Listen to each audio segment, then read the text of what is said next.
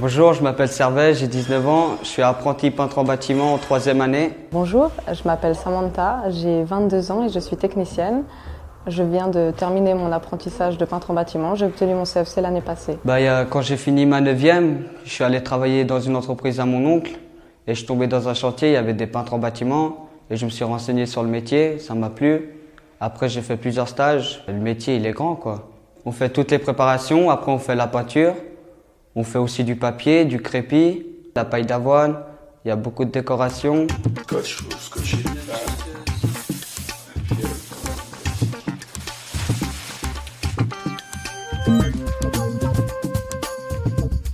Et la protection c'est super important aussi. Le plus important dans tout ce qui est peinture, c'est quand même la préparation. Il faut bien penser qu'avant, si la préparation n'est pas bonne, vous pouvez faire n'importe quoi en peinture sur un mur, ça ira jamais.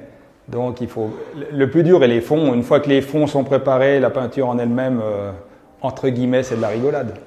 La formation de peintre en bâtiment se déroule à l'école professionnelle en formation duale. C'est-à-dire que l'apprenti est présent à l'école une fois par semaine. Le jour change en fonction de l'année scolaire et le reste de la semaine, il est au chantier. Le chantier, en fait, nous, dans notre entreprise, on essaie de varier entre les chantiers neufs et tout ce qui est entretien, pour qu'ils puissent voir un peu tout ce qu'on fait en fait. La formation c'est 3 ans, on est un jour à l'école, une fois par semaine à l'école, on est 4 jours chez le patron au travail. Et après chaque année tu as 2 fois par année les cours pratiques, tu as une cabine à faire. On doit tout arracher, c'est-à-dire enlever le papier peint, nettoyer le badigeon, c'est la peinture qui est utilisée pour le plafond. Et puis enfin quand notre cabine est toute propre, que les profs estiment que c'est bien propre, on peut commencer à faire nos petites préparations. Il y a 3 ans en arrière, j'étais encore apprentie et puis j'ai eu l'occasion d'être filmée pour la Cité des métiers. Et ce qu'on peut voir, c'est justement l'apprenti qui ponce ses murs ou bien qui mastique. On a le prof qui est en permanence sur place pour donner toutes ces petites explications, faire des démonstrations et pour expliquer la raison pour laquelle on utilise ce produit ou plutôt qu'un autre. Et on va dire que c'est tout simplement les règles de l'art. On a plusieurs cours, il y a forme et couleur, c'est pour les recherches de teintes, les trucs délicats qu'on a à faire. Et tu as les cours où tu apprends sur le matériel, connaissance des matériaux. Après tu as des autres cours où ils disent comment la peinture est fabriquée, comment on doit utiliser la peinture. Et à l'école aussi, ce qu'ils nous disent le plus souvent, c'est étape par étape ce qu'on doit faire en fait. Le premier jour, j'ai encore les souvenirs. La seule fille dans une classe de 20 garçons. En plus, à cet âge-là, ils ne sont pas très intelligents, on va dire. Mais pour finir, je pense que dès qu'ils voient qu'on a autant de qualité qu'au niveau manuel, ils arrivent assez vite à accepter qu'une fille puisse faire ce métier. Bonjour, je m'appelle François. Je suis donc directeur d'une importante entreprise de la place de Genève. On a plus de 200 ouvriers, dont 18 apprentis. En 2 mots, ma formation, j'ai commencé par un apprentissage de peintre, effectivement.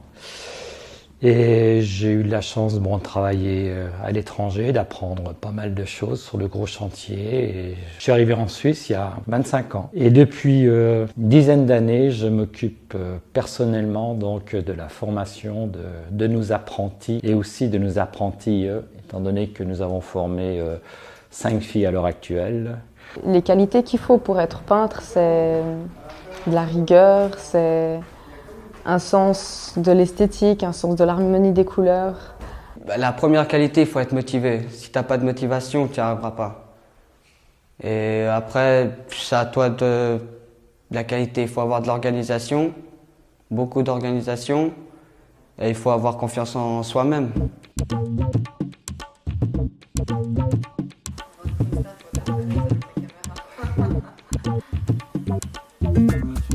En 3e année, on a un examen théorique qui reprend tout ce qu'on a fait durant les 3 ans. C'est en QCM, on appelle ça, un questionnaire à multiples choix. Et en pratique, c'est comme les cours pratiques, sauf que ça se déroule sur 3 jours, 2 jours et demi exactement.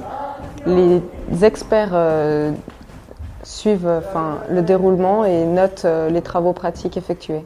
Pour être peintre au bâtiment, moi quand j'ai commencé, j'avais pas les qualités pour faire, mais c'est en allant au travail que je vous ai dit, il faut avoir la motivation, se lever tôt le matin, et heureusement on finit pas trop tard le soir. Tant que tu as la motivation, après le reste, tu apprends tout avec le temps. Avec le CFC, tu as plusieurs portes qui s'ouvrent, tu as des autres formations après le CFC, tu peux continuer sur la déco si tu aimes la décoration, tu peux être spécialisé pour le papier. Tu peux continuer l'école pour faire contremaître, technicien ou aller jusqu'à la maîtrise. Le CFC, ça ouvre beaucoup de portes. Tu peux ouvrir une petite boîte à ton compte. Le CFC, c'est ça, quoi. Je vais dire, je suis l'exemple vivant effectivement que le travail manuel, ça paye. Pourquoi? Parce qu'on reste dans des métiers où on peut évoluer. Vous pouvez commencer par un CFC de peintre. Après, on peut continuer dans une formation professionnelle, bien entendu, pour passer contremaître, chef d'équipe contremaître, et pourquoi pas, pour certains d'entre eux, par la suite, une maîtrise qui leur permettra effectivement d'un jour de devenir entrepreneur. Mon projet de maîtrise fédérale, en fait, c'est une formation qui se déroule sur 4 ans à Tolechna. Tout d'abord, c'est un module de chef d'équipe. Après, il y a le module de contremaître, technicienne. Et après, maîtrise fédérale pour être prof ou expert. Ce qu'il faut, c'est qu'effectivement, il ait envie, qu'il aime les couleurs, qu'il aime l'application, qu'il aime les rapports humains, parce que on est tout de même, nous, on a très peu de matériaux. On travaille avec nos mains. Puis nous, on est vraiment le dernier corps de métier normalement à passer, c'est-à-dire on effectue les travaux de finition, on rend une âme à la bâtisse. Dans tous les pays, vous avez des peintres, et c'est sûr que les produits sont différents, mais le métier est le même, et on peut travailler partout. C'est ce qui est intéressant pour ça.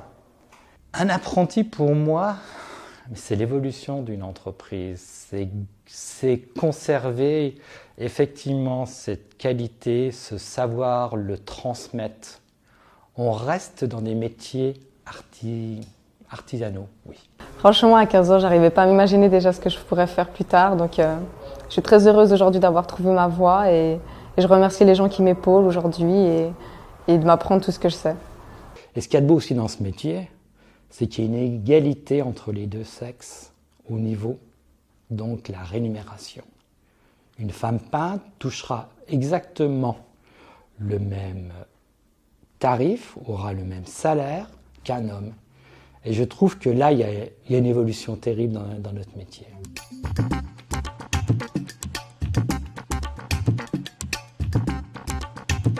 Ce qu'il ne faut pas oublier surtout, c'est qu'un jeune, il faut qu'il vienne par plaisir faire ce métier. C'est-à-dire que s'ils peuvent venir dans les entreprises, demander à faire des stages, mais pas de venir en contrainte, parce que ça ne dure pas. Un jeune, il va venir 6 mois, puis au bout de 6 mois, il n'aura plus envie, et puis après, c'est pas bon pour lui. On a la chance de rencontrer plein de personnes différentes, que ce soit de la clientèle, que ce soit des ouvriers de corps de métiers différents. C'est un métier vraiment de partage, un domaine de partage, puisqu'on est sans arrêt en contact avec d'autres personnes. On n'est pas tout seul dans un bureau assis derrière l'ordinateur.